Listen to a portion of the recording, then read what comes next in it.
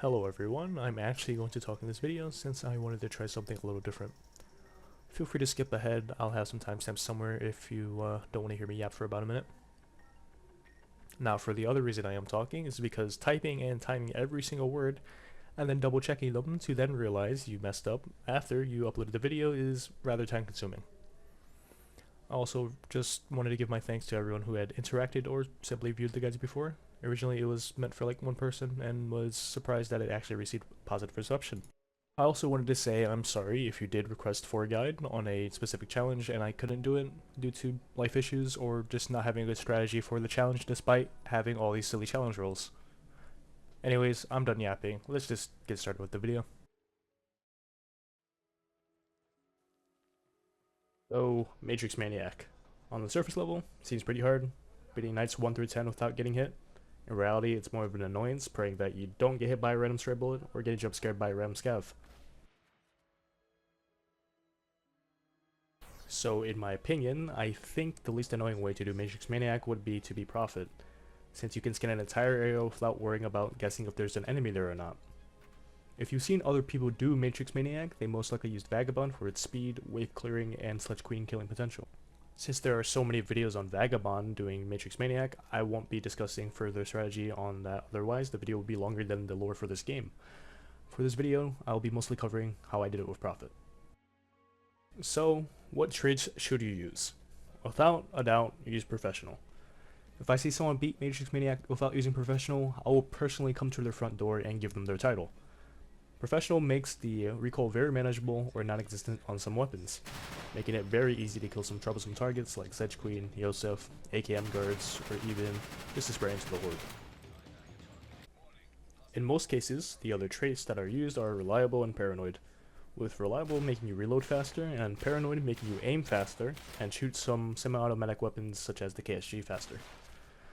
An honorable mention is the Impatient trait for looting and kiting purposes along with its backpedaling potential against Yosef. If you don't know what that means, don't worry about it. So, how do you loot? It's actually rather simple. Scan potentially dangerous areas before you go in. Can't deal with the enemies? Go somewhere else. Don't overcomplicate it. A Milbo is truly a godsend for looting for this challenge, but hunting axes, grenades, or other throwables can be used if absolutely necessary if there are scavs guarding the loot.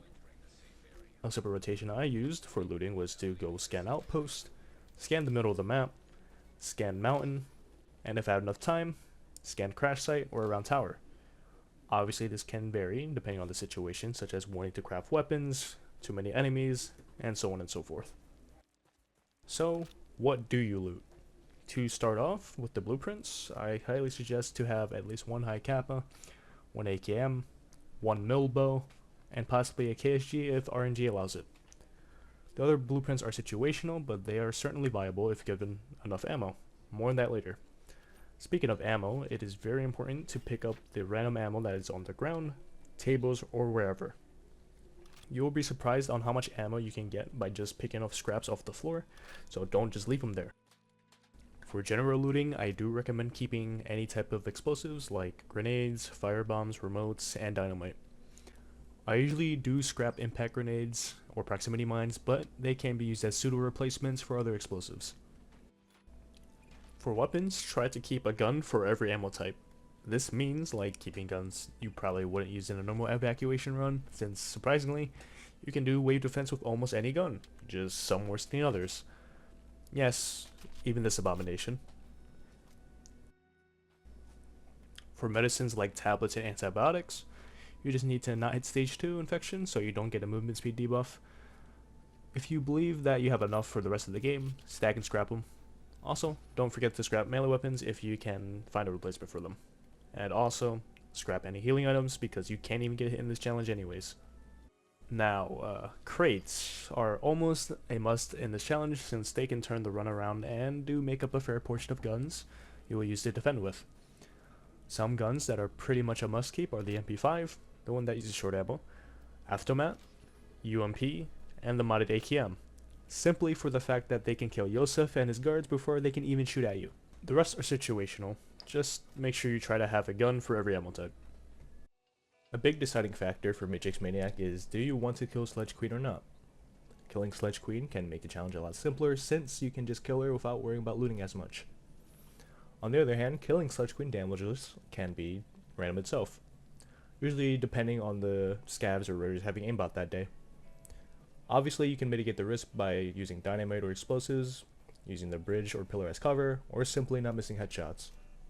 There is the classic lure, but I personally use this lure because she comes closer to the ramp and I can use that as cover after I kill her.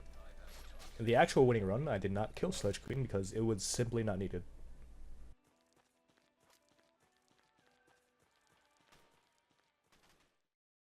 With that finally out of the way, let me explain how I did the early, mid, and late game of this challenge, which will be separated by nights 1 through 5 for the early game, nights 6 through 9 for the mid game, and night 10 for the end game.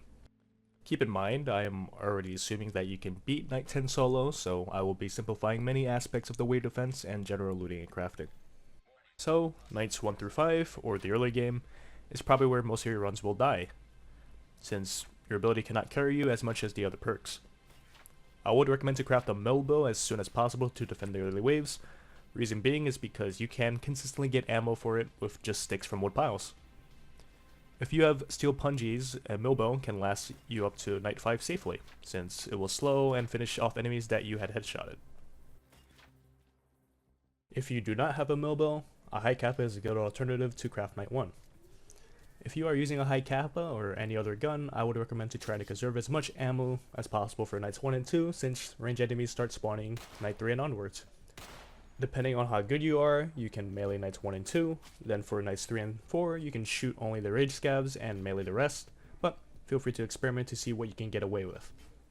Just make sure to keep looking for ammo, loot crates, and important blueprints like the modded AKM.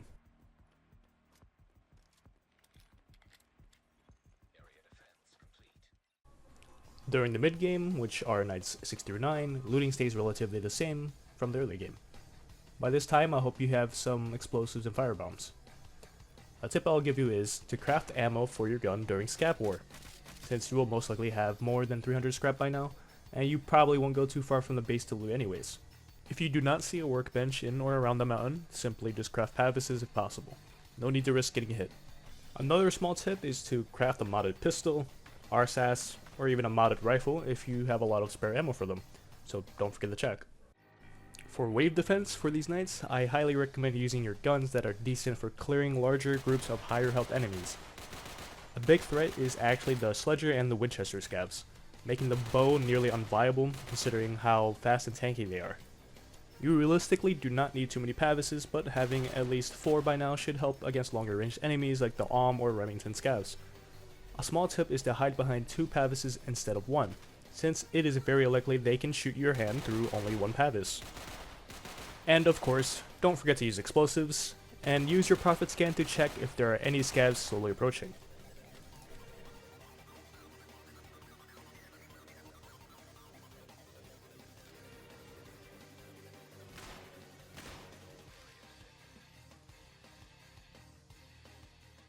Now for the late game, or night 10, you should use all the scrap to make ammo for the main gun you are planning to use to kill Yosef. Hopefully it is a modded AKM, UMP, MP5, AS Val, or Avtomat. Otherwise, you may have to get creative in the way you can kill him. It is possible to use dynamite and mag dump him with something else, but I've never attempted it nor have seen anyone else do Matrix Maniac that way. In this clip, I didn't get lucky enough for an AKM, but I did get lucky enough for an MP5, so I crafted AGMs and unloaded them for short ammo. For actually defending, you should have around 6 pavises and make sure to always stand behind 2. Before throwing any explosive, always check if there's a sniper or a scav stuck somewhere, either with a hollow, profit scan, or simply waiting. Because this is what happens if you don't.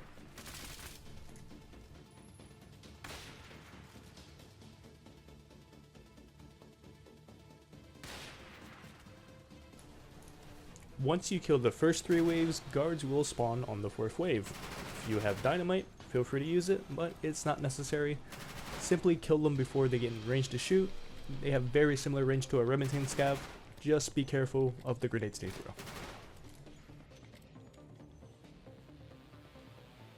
And again, be very careful against snipers.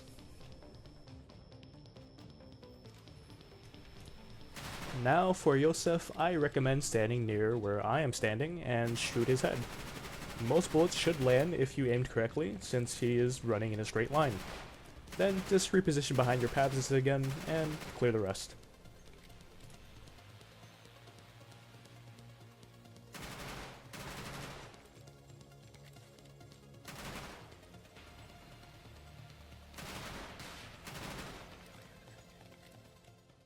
Thanks for watching. Feel free to correct or add on to what I said. This video is more experimental than anything. Anyways, I'm gonna go touch grass now. See ya.